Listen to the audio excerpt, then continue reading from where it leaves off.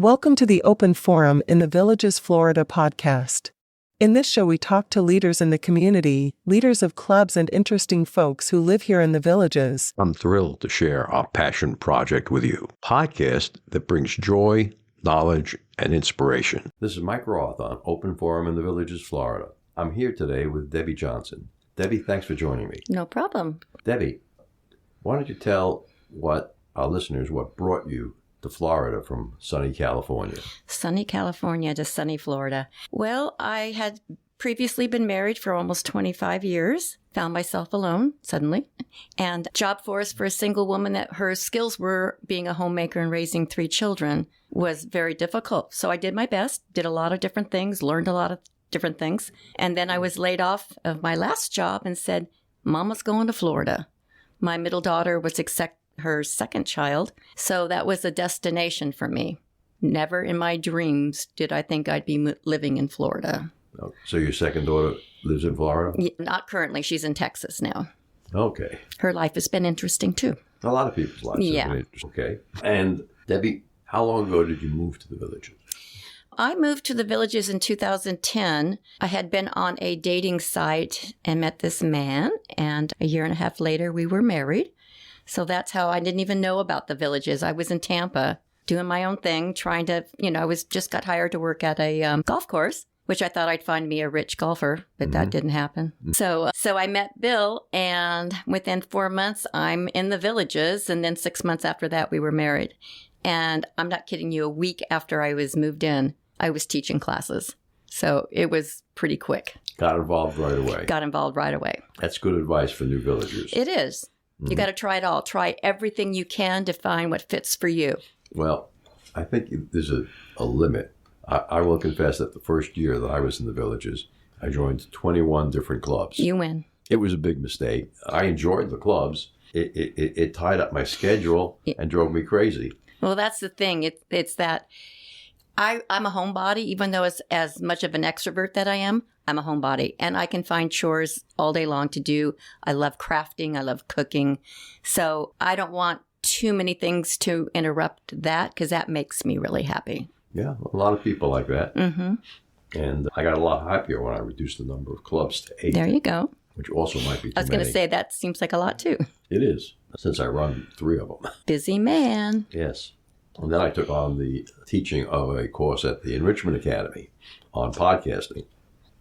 That's a big commitment. Yeah, well, 3 weeks at a time and 3 sessions a year, that's enough. Mm-hmm. Mm-hmm. Why don't you tell our listeners a little bit about the program or the club that you run? Okay. Well, I was still in California. Back in the 80s, I discovered jazz and was immediately hooked. I got all my friends hooked, and it was just, a love at first class. After a few years, I decided, what the heck, I can do this. So I became an instructor. And when you are a jazzercise instructor, you are a franchise owner. So I had my own business. Mm-hmm. Was really successful at it, enjoyed it so much. And then... So jazzercise is a franchise. It is. When you teach a class, you are now a franchise owner. So... Did you have to sign a franchise agreement? Oh, very definitely. And yep, they get their fee right up on top. And then, So, it was a business. I learned a lot from doing that. And my mother became terminally ill, so she moved in with us. And then after she was gone, that's when my marriage kind of stopped. And I quit teaching and then did various things. And then I re-auditioned again, went back to it because I knew it made me happy, was teaching in beautiful Newport Beach, California. You couldn't ask for a better setting. Yeah. Absolutely gorgeous. So, and then I stopped again because I had to make another move. So I've moved all over in those few years. So then in 2009 is when I moved to Florida. And when did you start the Synergy group in the Villages? Synergy just kind of happened. I was teaching with a good friend of mine, Rosie. When I first came here, we were at a jazzercise class, and she looked at me. She was also a previous instructor. And she goes, "You're teaching with me." And I went, "Oh, okay." So that's how that happened. And I taught with Rosie. She did Monday. I did Thursdays for about 3 years. And then things kind of happened.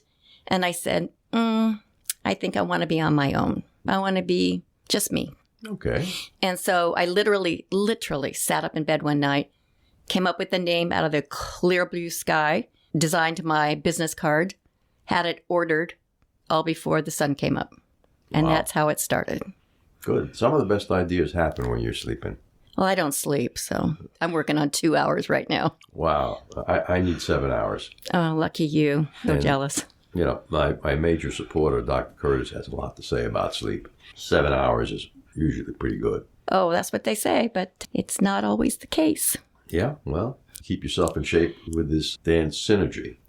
Group Synergy Fitness is what the name of the class is. And the format is very much like a jazzercise class, because even though today I still believe in their format wholeheartedly. So I'm very careful that I don't do something that might hurt a novice that walks in. Very much aware of the people in my class.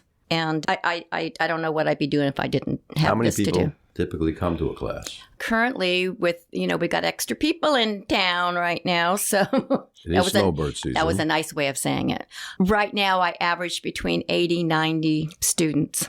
Wow. Yeah. You must have a big room for that. Where do you teach? I teach Tuesday mornings, 8 o'clock at Laurel Manor. Friday mornings, Eisenhower at 9 o'clock. And then Saturday at Rohan, 9 o'clock. Now, my Saturday class is my powerhouse. We go an hour and 20 minutes. One solid full hour of aerobics, but I warm you up nice and slow. We get you cooking, and then I bring you back down. And then we do strength training. So that's a long class. Yeah. They long leave way. exhausted. So Well, that's good. just to tell you, my last Saturday class, I had 11 gentlemen up on stage with me having so much fun. So much fun. And yesterday's class, Tuesday at Laurel Manor, I brought all my tutus that I own, which I have a gazillion of them. Everybody had on a tutu almost, and pom-poms. And we just have fun. Well, that's great. That's great. It's if you're not having fun, What's the point? why do it? Exactly. Why do it? Exactly. What was your biggest role? My role model? Yeah. I thought about that. My biggest role model was probably my father. And if I start tearing up, I'm sorry. He's been gone for 3 years now. After I lost my mom, my dad was kind of an absentee father. I mean, he was always there, and I knew his worth and I knew who he was, but didn't contribute a lot, to me. So after that, we lost mom. He had to step up to the plate. And let me tell you, that man did. He's my closest friend, my confidant, my everything. After he passed, I have to tell you, his wife found a folder. Every single clipping, article, newspaper thing, I sent him the physical copies all the time. He kept every single one. So when this picture came out last week in the paper, I went, oh, man. So I held it up high so he could see it from heaven. That's great. That's great. What do you aspire to bring to your classes? Oh, this is a good one. Well, just for instance, after class yesterday, a little lady came up to me and she said, they all know that I was going to be doing this today. And they said, Debbie, make sure you mention that you are our biggest motivator, that you motivate us every class. You bring joy, your enthusiasm, because I'm always trying to instill them with positivity. I say, negativity does not belong in this room. Check it. It doesn't come in here. So and of course, a good workout, a safe workout. My favorite line is, don't make me come down there, because I will, because I'm up on a stage, and I love getting down on the floor with them. It's just, I said, you're not my students, you're my friends. And I feel really important about that. That's really close to my heart. I know almost all of those people's first names, and I address them by their first names. And who doesn't like to feel special like that? Do you have them wear name badges? No, I just memorized them. You memorize it. Mm-hmm. That's real good. Yep. Been doing this a long time. Well, you're memorizing first names only. Well, yeah. I do that association game right away where I look at them, and you have to look at the person intently and find something that you can associate them with, and then you got it. Yeah, that's an old Dale Carnegie routine, I think. I think it might be. Let's take a quick break and listen to a Alzheimer's tip from Dr. Craig Curtis. Dr. Curtis, what can someone do if they know that they have Alzheimer's that runs in their family? So there's a lot that they can do. So published actually in the Journal of the American Medical Association in February of 2024, so this month. This was a study done primarily at Rush University in Chicago, looking at those with brain amyloid, so those people that already have amyloid, can a healthy lifestyle protect them from developing dementia? And the answer was yes, by following these five healthy habits that were tracked. And those were: they did not smoke, they did moderate exercise for at least 150 minutes a week. They kept their alcohol consumption to a minimum, approximately 1 to 2 drinks a day, and they regularly stimulated their brain by reading, going to museums, etc. And the final category was how well they followed the MIND diet, or a Mediterranean type diet. And they used autopsies. They actually used approximately 530 autopsies to prove that those that followed those healthy lifestyle habits, or had those healthy lifestyle habits, actually had less amyloid. It correlated. Those had less amyloid in their brain. With over 20 years of experience studying brain health, Dr. Curtis's goal is to educate the Villages community on how to live a longer, healthier life. To learn more, visit his website, craigcurtismd.com, or call 352-500-5252 to attend a free seminar. Debbie, what are the first words that you say to your group from the stage when they're ready to start the exercises? Words from my father. Let's do-er manure. That's what I say. Do-er manure. Do-er manure. My father had his own language. Really? Yeah, cowboys aren't cowboys. They are cowboys. I mean, he just had this flavor about him. It was so contagious. My maiden name was Smith, so he was known by Smitty to everybody. So my dad was a character. He was a character. So the students say, we need to make T-shirts that say that. Group synergy, let's do-er manure. I think it's hilarious. But I guess other than that, I say, are we ready to do this? Are you ready to go? And they're already going. I always have background music playing before we start the class, and they're already dancing. I just brought in a new hip hop routine for them. Digging it big time. So you're shaking your head at me, Mike. I will admit that I don't get hip hop, and when I'm presented with it, I usually hit the fast forward. I get get up and leave. I am like-minded, but because Usher was doing the halftime show, so I brought in an old Usher song, made it real simple, 3 moves, and it's just I make them do the stank face, and they got the attitude going. So it's just playing. We just have fun. We'd never do hardcore, anything like that. But, I make sure I play the clean version because you have to really watch for that. Sometimes I get surprised because I missed a word or two. So then we sing over it, make up our own words. It works. It's okay. The lyrics are too fast. And I can't understand the words of most hip hop songs. Well, and this one's only 2 minutes. This new one I brought in, 2 minutes. And it's to pick new songs. So it's real catchy, real catchy. And it's not rap.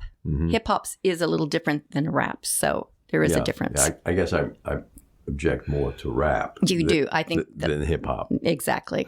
I was at the Improv Festival in Sarasota last summer, and the last show on Saturday night that I was in turned out to be a rap show, a rap fest, rap hip hop, and I wound up leaving. I couldn't understand the words. Yeah, we did. I brought in really old Tupac. You remember Tupac? Yes. And I think the song is like 20 some years old, and it was California. And because I was kind of representing my California yesterday's class with a tutu and a shirt my father had made for me. And I was surprised how many of us seniors knew the song. But this was back when it was still relatively clean. It wasn't, that kind of evolved through the years. I mean, I'm not an expert by any means. Don't call me out on it, but yeah, I think he was the guy that was shot on the highway in Cincinnati. He was, and I guess someone told me yesterday that they just now found out who was guilty of that. Yeah. So amazing. Yeah. Well, I lived in Cincinnati at the time he was shot. It was amazing. He was only in his early 20s, I think, very young. Now, you worked with the Orlando Magic. Must have been in the senior dance team. I am. You still are? I still am currently. Been doing it. This is my 9th year. Started out as a silver star. I don't know if you're familiar with that. That usually has something to do with movies in my mind. I lived in L.A. for years. No, there's no none of that. So I was teaching class, and a gal who was on the Silver Stars, because they had already been up and running for like 6 years or something. They were having their first open audition that they had in years. Sure, but, what the hey, I'll go. Wow. I mean, I don't know how many people filled this room, but there had to be over 100 of us. And we learned a routine practiced, and then you auditioned. So they selected 14 and I was chosen. So I did that for about 6 years, and then Orlando Magic decided they wanted to rebrand their entertainment. So they shut everything down, rebranded, brought us, well, they didn't bring us back. We had to re-audition again. Now I'm a classic 407, which is the senior hip hop team. When I was a Silver Star, the sweet bus would come and pick us up and take us to Orlando, so nobody had to make that drive. Right. And it was awesome.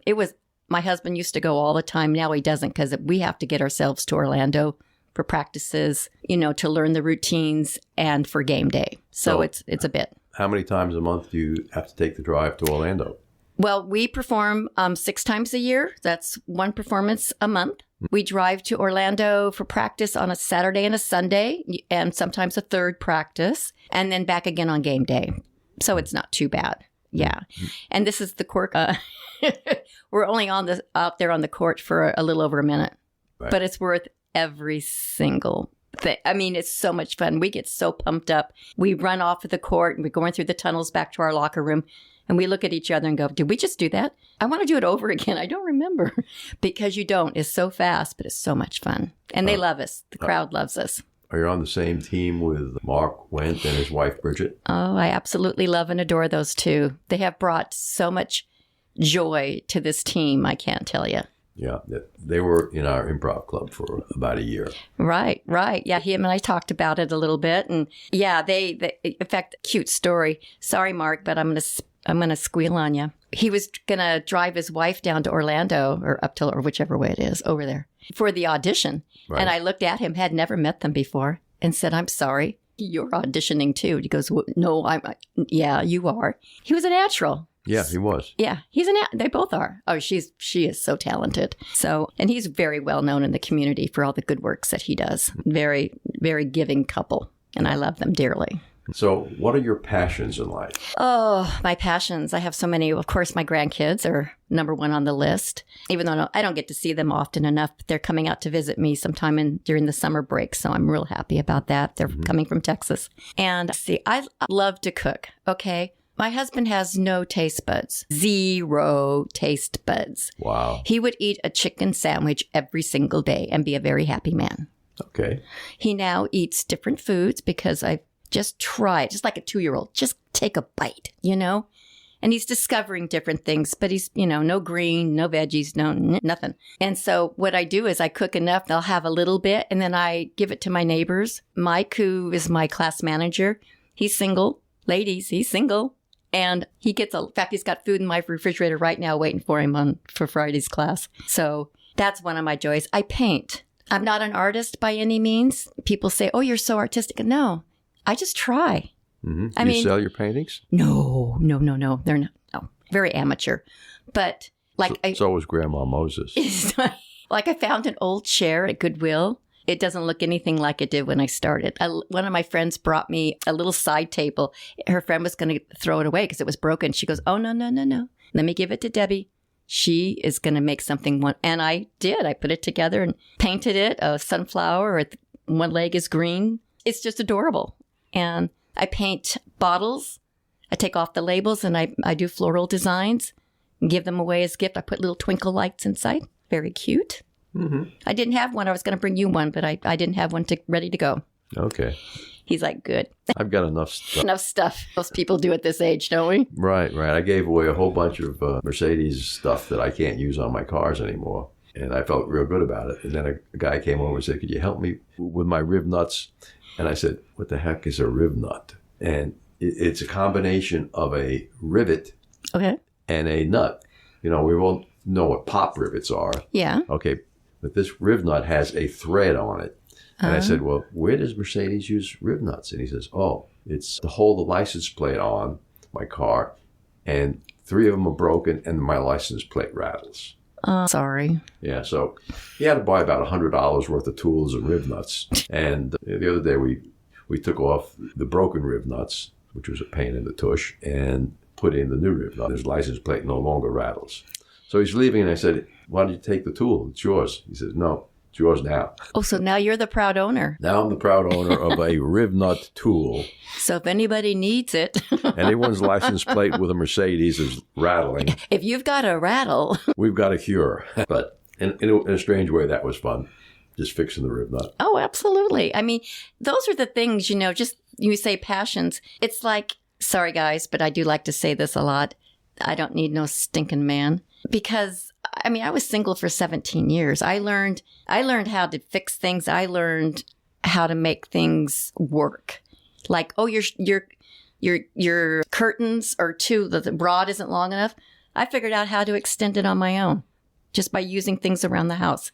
Don't look too close, but Right. it worked, Right. I love doing stuff like that, figuring it out. I'm very tenacious. I won't stop until I've got a solution. Yeah, I love watching YouTubes. YouTubes are fabulous for I all of that had no stuff. idea what a Rivnut was or how to use it. We're back how to that, fix it. are we? Are Yeah. we back to that? I must have watched 10 Rivnut spots on how to put them in, repair them, fix a broken one. And that's how I figured out what tools we needed to get the bad ones out.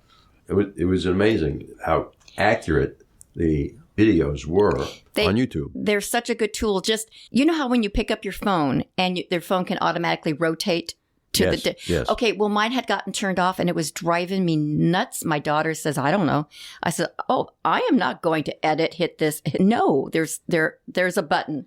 I found it. Yeah. So I sent her the solution. She goes, yeah, Mom, go. I subscribed to something on the web called Android Academy. It costs about $100 a year. And every week there are 2 Android tips on how to use your phone to get the most out of it. Because we don't get the most out of our phones by a long shot. I've had people in my improv class who tell me the only time they use their phone is if they're in the car and there's an emergency. Other than turning it on and off and making a telephone call, they don't use it for email. They don't use it for that's too texting. bad. Hey, some people are too set in their ways. Too set in their ways, but it's like, this is another thing I instill in my class. I may be right in the middle of teaching a routine that they've done a million times, but my brain doesn't stop. I'm always 4 beats ahead of what we're doing, and I'll change it just to see their faces.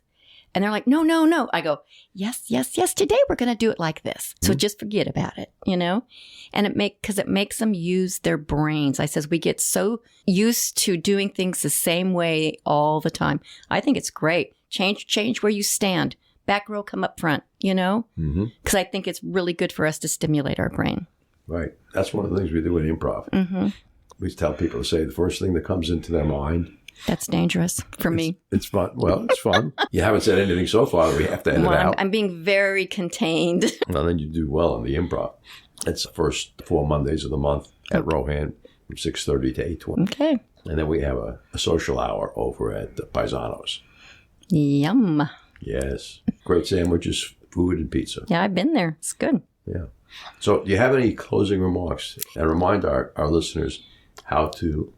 Do you have to sign up in advance for your classes? No. We're all volunteers here in the villages. So, that's the cool thing. And so just to come to class right now, I advise you to be there at least a half an hour. At least half. I have some ladies, I ask them, where's your cot? I know you sleep here. Because they're there an hour and a half ahead of time. Because they really want their place, right? And there's a group and they have great social time. I call it the stitch and bitch, and that's what they do. And that's fine with them. So, but right now we have such high volume classes that you need to get there early. And so, no, you don't sign up for anything. You just show up. I do put people on mailing list if you would like that, because sometimes I get bumped out, especially at Rohan. And so I've got like 350 people on an email list. So if they want to get on your email list, how do they do that?